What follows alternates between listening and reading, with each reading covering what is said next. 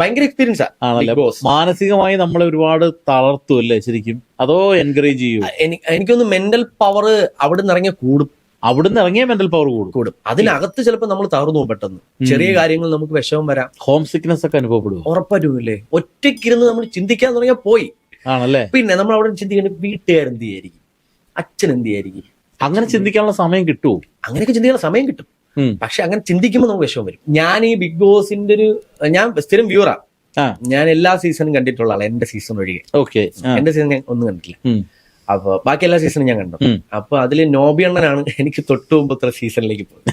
അപ്പൊ നോബി അണ്ണന്റെ പുറത്തെ അത് മീൻസ് എല്ലാരും പറയുന്ന നമ്മളൊരു കാശ് കൊടുത്തുള്ള PR അല്ല, നമ്മളൊരു ജെനുവിൻ ഒരു സപ്പോർട്ടേഴ്സ് ഉണ്ടല്ലോ.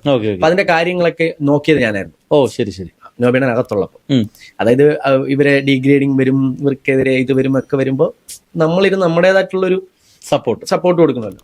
അപ്പൊ അങ്ങനെ ഇരുന്നതിന്റെ തൊട്ടടുത്ത വർഷമാണ് എനിക്ക് കോള് വരുന്നത്.